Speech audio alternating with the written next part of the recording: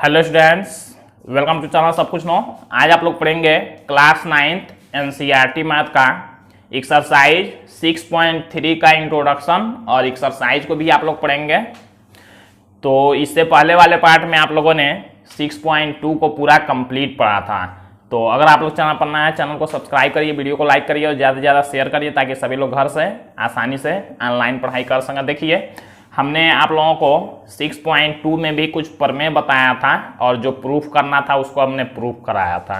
यहाँ पर भी आप लोगों को दो प्रमेय याद रखना है, इसको आप लोगों को लिखना है, इसको प्रूफ नहीं करना है, केवल इसको याद रखना आप लोगों को। तो इस प्रमेय को पहले समझते हैं, फिर हम लोग 6.3 एक्सरसाइज को देखेंगे।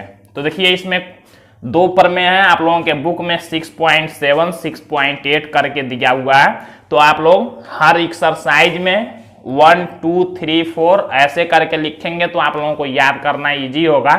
और ये दोनों प्रमेय इंपॉर्टेंट हैं, इसको आप लोग याद रखेंगे तभी एक्सरसाइज को सॉल्व कर पाएंगे। तो देखिए, ये दोनों प्रमेय होते क्या हैं, यहाँ दिया है। पहला वाला प्रमेय दिया है 6.3 के लिए, किसी त्रिभुज के तीनों अंतःकोणों का योगफल 180 होता है। ये आप लोगों को पता है, फिगर बना के समझते हैं। देखिए, जैसे मान लीजिए कोई भी त्रिभुज अगर दिया हुआ हो, त्रिभुज का कुछ नाम लिख लेते हैं। मान लीजिए इस त्रिभुज का नाम हमने लिख लिया ABC।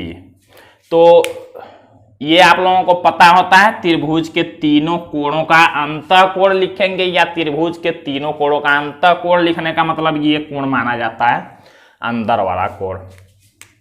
तो तीनों कोणों को जब जोड़ते हैं किसी त्रिभुज के तो कितना होना चाहिए, 180 अंश। यही आप लोगों को याद रखना है।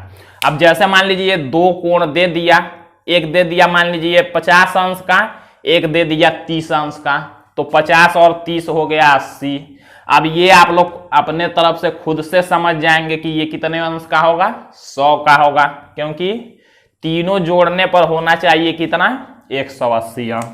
तो पहला वाला फिगर ये हो गया, पहले वाले के लिए ये फिगर आप लोग बना लेंगे। और दूसरा वाला प्रमेय देखिए क्या कहता है, किसी त्रिभुज की भुजा को बढ़ाने से। देखिए यहाँ पर फिगर बनाते हैं, मान लीजिए कोई त्रिभुज है, इसको समझ लेते हैं, इसका भी यूज होगा एक्सरसाइज में। और इसको आप लोगों को हमेशा भी याद रखना है, यहां से जब भी आप लोग किसी भी क्लास में पढ़ेंगे तो हमेशा इसका यूज होगा। देखिए, ये सेकेंड वाला प्रमेय क्या कहता है, किसी त्रिभुज की भुजा को बढ़ाने से। किसी त्रिभुज की कोई एक भुजा अगर बढ़ा लेते हैं, इसको ऐसे लिख लेते हैं, त्रिभुज की किसी भुजा को, ऐसे लिख लेते हैं इसको।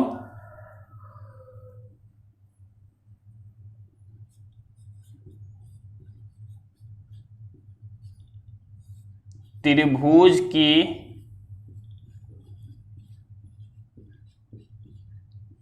किसी भुजा को बढ़ाने से। देखिए, त्रिभुज की किसी भुजा को, कोई भी अगर हम लोग भुजा बढ़ाते हैं, जैसे मान लीजिए हमने त्रिभुज का ये वाला भुजा बढ़ा दिया इधर, ये हमने क्या किया, कोई भी भुजा बढ़ा सकते हैं। त्रिभुज में 3 भुजाएं होती हैं, आप लोग जानते हैं। तो कह रहा है कि त्रिभुज की किसी भुजा को बढ़ाने पर, अगर मान लीजिए इस भुजा को AB को हमने बढ़ा दिया कहां तक, D तक, बढ़ाने से बना बहिष्कोण। बहिष्कोण किसको कहते हैं, जो बाहर का कोण होगा। देखिए यहाँ पर एक कोण बन गया है, त्रिभुज का कोई एक भुजा अगर बढ़ाएंगे तो जो बहिष्कोण बनेगा वो क्या कह रहा है, शेष दोनों विपरीत अंतःकोणों के योगफल के बराबर होता है। तो ऐसे आप लोग समझेंगे, जो बहिष्कोण बनेगा वो शेष दो अंतःकोणों के योगफल के बराबर होगा। अंतःकोण कौन सा लेना है, जहां पर बहिष्कोण बनेगा उसके वाला कोण को छोड़ देंगे अंदर का, और ये कोण लेंगे। देखिए, ये कोण और ये कोण, इस दोनों को जोड़ेंगे, जितना ये होगा जोड़ने पर उतना ही ये होगा। बस ये प्रमेय यही कहता है। क्या कहता है, देखिए एक बार और समझते हैं। किसी त्रिभुज की अगर एक भुजा को हम बढ़ाते हैं, मान लीजिए यहां पर हम लोग इस वाले भुजा को बढ़ा लेते हैं, ये वाला मान लीजिए हमने बढ़ाया, तो बढ़ाने से एक बहिष्कोण बना। बहिष्कोण मतलब बाहर का कोण बना। तो जो बाहर वाला कोण होगा वो अंदर के दो कोणों के जोड़ के बराबर होगा योगफल का, मतलब इसके और इसके जोड़ के बराबर होगा कौन, ये बाहर वाला। यही आप लोगों को प्रमेय में याद रखना है।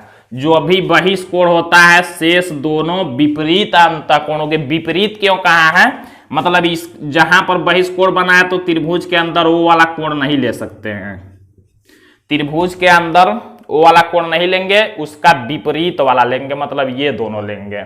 जहां भी बनेगा, मान लीजिए एक और फिगर बना के समझते हैं, ये 2 के लिए, प्रमेय 2 के लिए फिगर है, ये सब भी उसी में है। मान लीजिए किसी भी तरफ बढ़ाते हैं, यहां हमने बढ़ाया, इसका नाम A B C है, ये मान लीजिए हमने D तक बढ़ाया यहां भी, तो यहां बहिष्कोण बना, तो किसके किसके योगफल के बराबर होगा, इसके और इसके योगफल के बराबर होगा। मतलब जितना ये होगा, अगर मान लीजिए ये 100 होता है तो ये दोनों जोड़ने पर उतना ही होगा। मान लीजिए ये कुछ भी हो सकता है, 60 हो सकता है, ये 40, या ये 50, ये 50।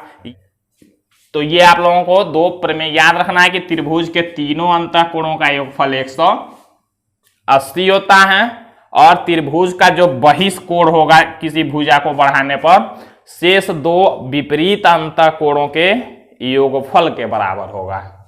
जैसे मान लीजिए अगर हम लोग कह देते हैं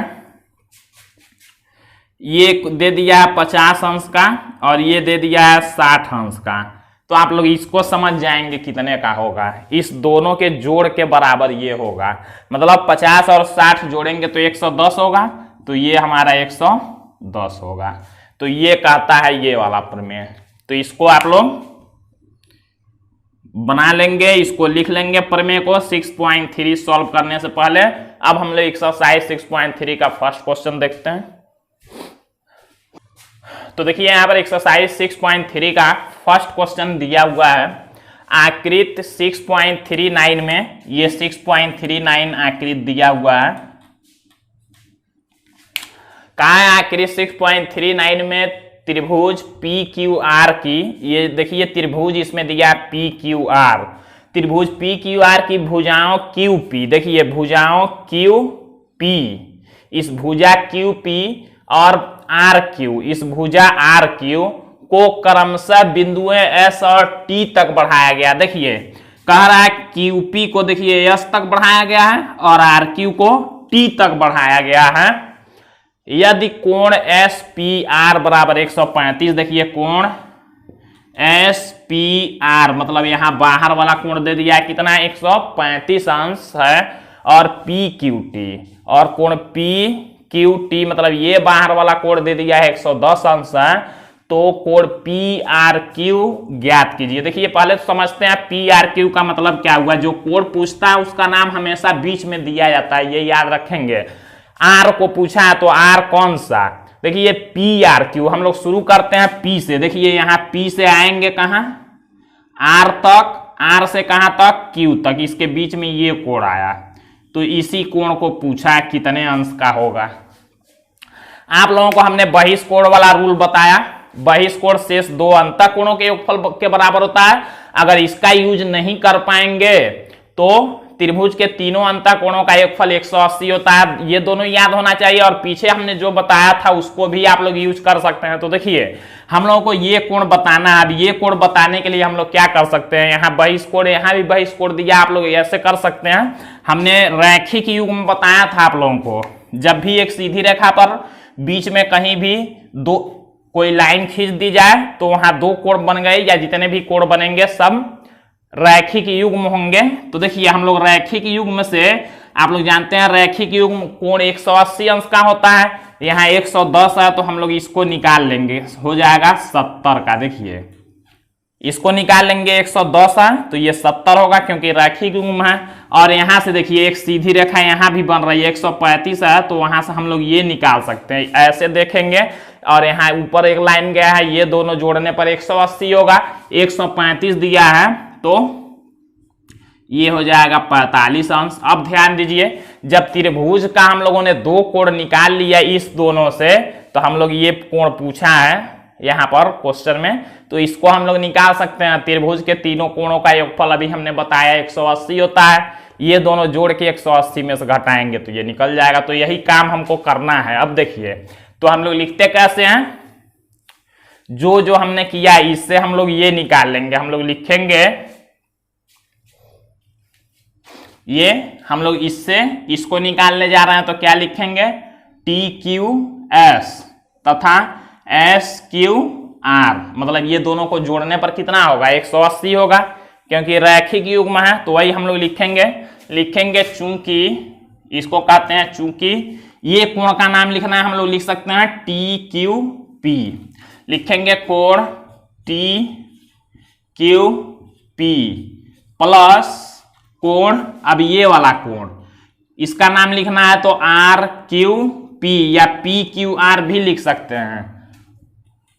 यहां से हमने देखिए शुरू किया TQP, तो यहां से लिख देते हैं RQP बराबर इस दोनों कोणों को जोड़ने पर कितना होगा, ये हमने अभी ये हमको निकालना है। देखिए हमने ये लिखा था आप लोगों को समझने के लिए, इसको जोड़ने पर कितना होगा, 180 अंश। सामने इसके कारण जरूर लिखेंगे यहाँ, क्यों, तो हम लोग लिख लेंगे रैखिक युग्म है, तभी हम लोग दोनों को जोड़ेंगे तो 180 होगा। अब यहां से हम लोग ये वाला कोण निकाल सकते हैं। देखिए कैसे, TQP, इसका नाम देखिए यहां ऐसे भी लिख सकते हैं, TQP को PQT भी लिख सकते हैं। यहां देखिए PQT लिखा है 110, तो ये TQP को हम लोग भी PQT लिख लेते हैं, जैसे क्वेश्चन में दिया होगा उसी हिसाब से लिख लेंगे। तो PQT का मान देखिए, PQT का मान कितना दे दिया, 110, तो इसके जगह पर लिखेंगे 110 अंश प्लस इसका मान निकालना है कोण RQP बराबर हो जाएगा कितना, 180 अंश। हमको RQP का मान निकालना है, 110 प्लस में उधर करेंगे माइनस में होगा।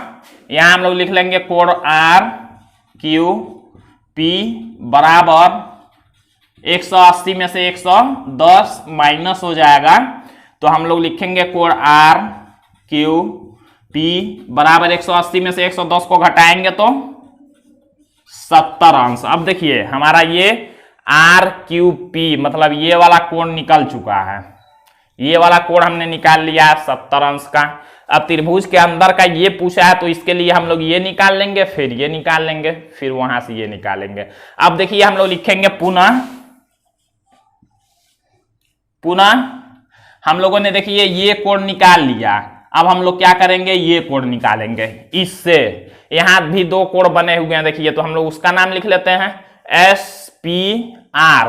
क्वेश्चन में देखिए यही नाम दिया है SPR, तो वही हम लोग लिखते हैं, लिखेंगे पुनः कोण SPR प्लस कोण ये वाला कोण अंदर वाला, इसका नाम क्या लिखते हैं, RPQ लिख सकते हैं, QPR भी लिख सकते हैं। तो यही नाम लिखते हैं RPQ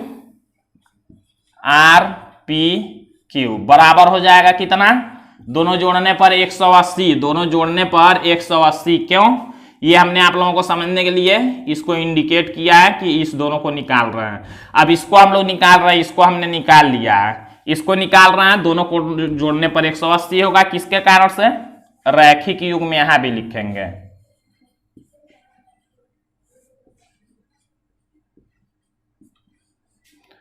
अब देखिए SPR का मान दे दिया है यहां क्वेश्चन में, SPR यहां भी देख सकते हैं 135 अंश, तो इसके जगह पर लिखेंगे, फिर प्लस कोण RPQ बराबर 180 अंश। हमको RPQ निकालना है, इसको उधर करेंगे माइनस में होगा, तो कोण RPQ बराबर 180 में से इसको इधर करेंगे माइनस होगा 135 अंश, तो होगा कोण RPQ बराबर 180 में से 135 को घटाएंगे तो होगा 45 अंश। अब देखिए RPQ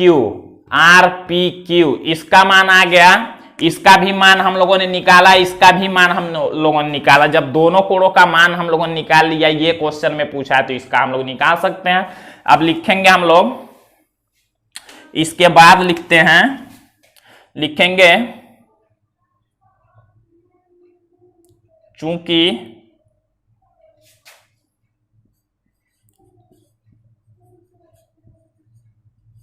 त्रिभुज के तीनों अंत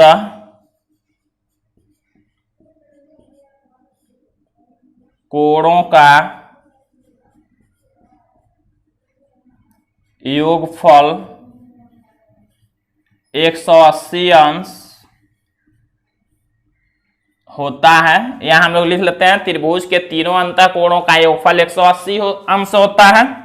इसलिए अब इसलिए क्या, हम लोग तीनों को जोड़ते हैं, वहां से ये निकल जाएगा। इस कोण का नाम क्या दिया हुआ है, इस कोण का नाम हम लोगों ने अभी निकाला, देखिए RPQ, इसका नाम दिया RPQ, RPQ। तो वही हम लोग लिख लेते हैं, कोण RPQ, त्रिभुज के तीनों कोणों को ले रहे हैं, इसका नाम हम लोगों ने क्या लिखा है, PQR या RQP। यहां देखिए RQP हमने लिखा है, तो कोण RQP, फिर प्लस इस वाले कोण का नाम क्वेश्चन में दिया है, देखिए PRQ, देखिए PRQ, कोण PRQ।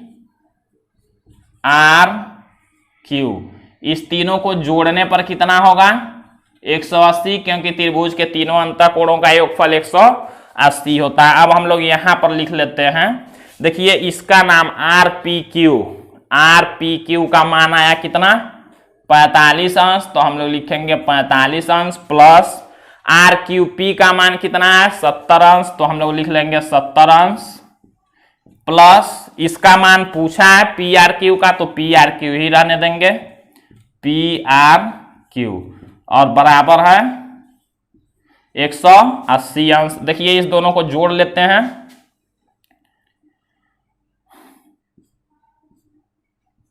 तो होगा 115 अंश प्लस PRQ, ये कोण PRQ है, बराबर 180 अंश। हमको PRQ निकालना है, 115 उधर करेंगे तो माइनस में होगा, तो कोण PRQ बराबर 180 अंश में से ये 115 अंश माइनस हो जाएगा, तो कोण PRQ बराबर हो जाएगा 180 में से 115 को घटा लेंगे, तो 65 अंश, ये हमारा आंसर हो जाएगा। देखिए तो इस तरह से क्वेश्चन को आप लोग सॉल्व कर सकते हैं। ये इस तरह से आप लोग आसानी से, हमने कैसे पहले वाले रूल को भी यूज किया, मतलब रैखिक युग्म को, और फिर आप लोगों ने देखा त्रिभुज के तीनों अंत कोणों का योगफल 180 होता है, जो हमने पहला प्रमेय आज बताया उसका भी यूज हमने किया। तो इस तरह से हमने क्वेश्चन को सॉल्व किया। तो आज हम एक ही क्वेश्चन को रहने देते हैं, क्योंकि हमने प्रमेय भी इसमें बताया हुआ, उस प्रमेय को आप लोग याद रखेंगे, हमने उसका यूज करके बताया कैसे एक्सरसाइज को सॉल्व करते हैं। तो अब अगले पार्ट में आप लोग ज्यादा क्वेश्चन पढ़ेंगे, केवल क्वेश्चन बताना होगा, प्रमेय हमने बता दिया तो प्रमेय को आप लोग याद रखेंगे। तो अगले पार्ट में आप लोग एक्सरसाइज ये 6.3 के सेकेंड क्वेश्चन से आगे देखेंगे। तो आज के लिए बस इतना ही।